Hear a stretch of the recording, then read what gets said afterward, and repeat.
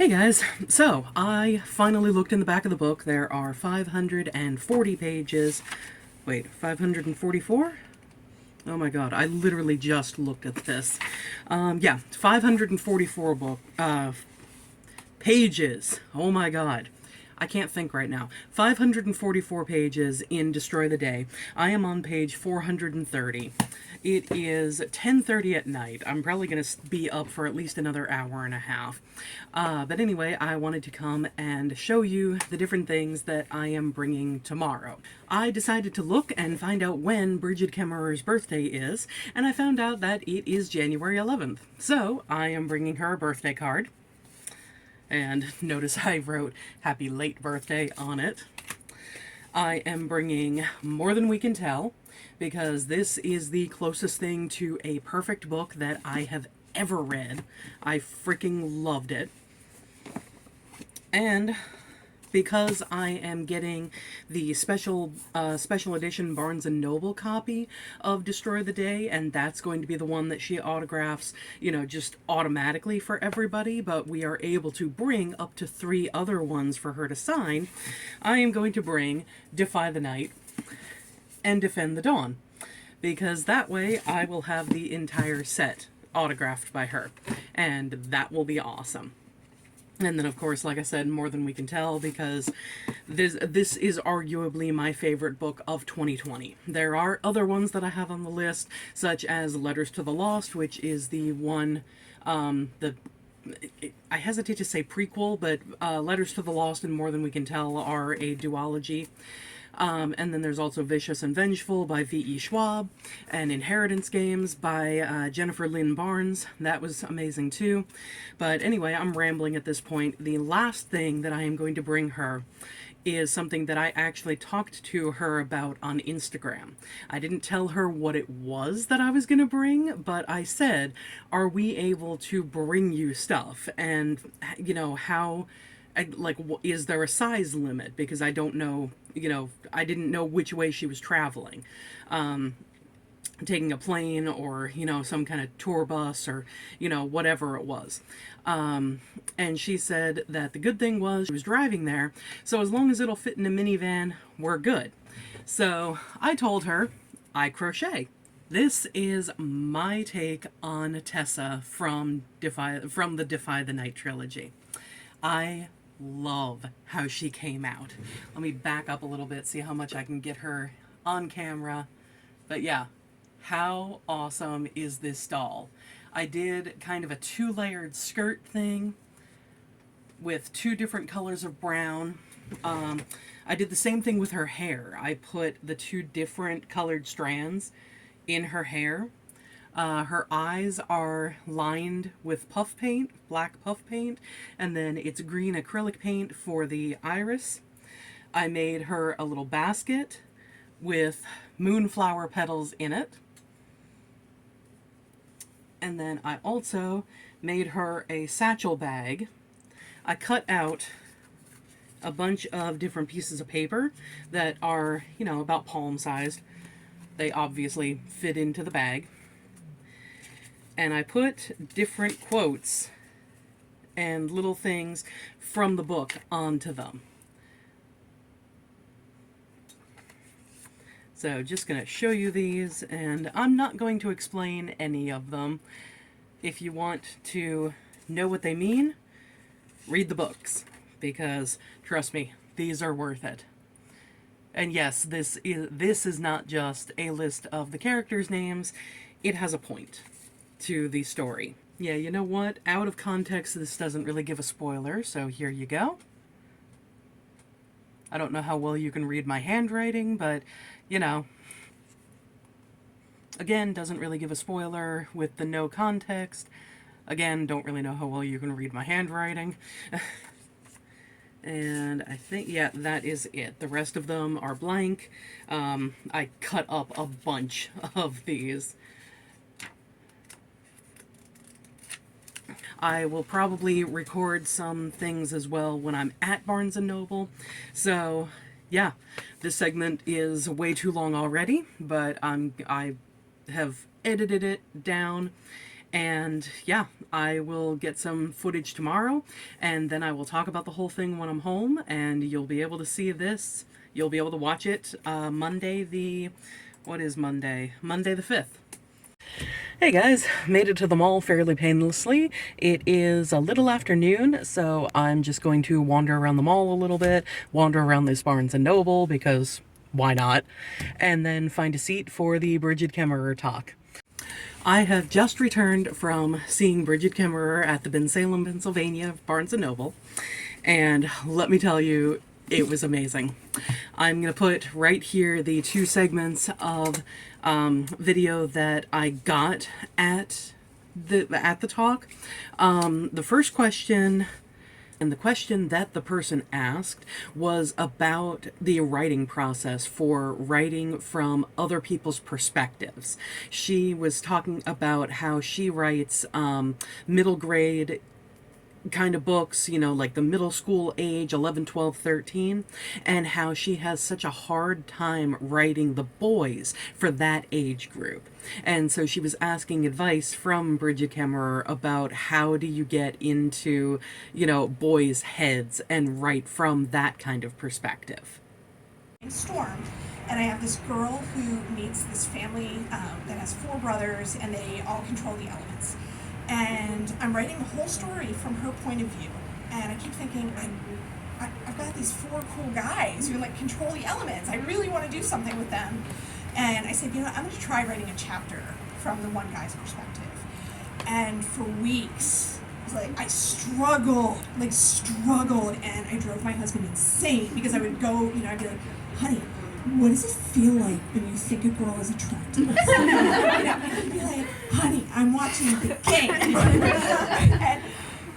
you're what does it feel like when like a girl betrays you? And, what are you telling me? And so, you know, I just kept going through all of these different questions, and finally, and honestly, I think this was just a point of frustration on his part, but it was so like groundbreaking for me. He said, you need to stop trying to write every boy into this character. You don't do that for girls. You don't write every girl into your female character. He said, just write this guy. Just write him as you imagine him. Like, just let him be himself. And, like, that makes sense. I'm fine. And it really was groundbreaking for me. And it was almost like I needed somebody to just say, you know, stop trying to make them, you know, men. Just make him Chris or Coric or, you know, Prince Ren or whatever. And that was really helpful. Yeah, I don't know how you're going to write a middle school boy. Speaking as the mother of a 6th grader and a 10th grader, boys are something. Okay, so this second segment is a question that I asked, and I wanted to know, one of the things that I love about her books is how she takes, you know, 2 different people that have so many walls and defenses and past traumas and things like that, and how she interacts them so that, yes, they still have these things that need to be healed about themselves, that they need to heal about themselves, as opposed to relying on another person to fix them. But these characters, they tear down one another's walls, you know, or tear down their own walls as they are gaining trust in this other person. And I asked, you know, what her process is for going about creating characters that are able to do that. And I think that you can meet anyone, and even if it's somebody that you don't agree with on the surface, or if it's somebody that you immediately have a connection with, I think there's so much more to people than just, you know, just that first impression. And I think that's one of my favorite parts of writing, is really getting to do a deep dive into people and who they are and what makes them tick, and figuring out ways to explain like why somebody might be doing something, why Coric is the way he is, or why Tessa is the way she is. I don't know, I just love it. I love it. Yeah. There were a lot of good questions asked by people there. As you can see, she's the only one up on the stage area. So normally what happens with Barnes and Noble author talks that I've gone to is that there's an MC along with the author, or it's the main author and another author, and they're kind of having a conversation back and forth, telling stories and things like that to entertain the audience, and then the audience has a chance to ask whatever questions. And this time it was just her there, so she's like, you know what, let's make this a conversation. You guys can ask whatever questions you want. We'll do a bit of a spoiler chat. And she did ask how many people had read Defy the Night, Defend the Dawn, and had finished Destroy the Day. And I was one of the people who raised my hand, like, I finished it at 12:30 last night. But after about an hour or so of talking, she said, you know what, let me start signing the books for you guys. She put in here, "For Kate, mind your metal," and then signed it. Defend the Dawn, "For Kate, welcome aboard." And then I didn't worry about having her sign in person Destroy the Day, because the Barnes & Noble special edition copies were already autographed. So I was like, alright, I've already got that one. And then, as I think I've said multiple times on this channel, More Than We Can Tell is one of my favorite books just ever. It's an amazing book. And yeah, she just put "For Kate" and then signed it. But still, amazing.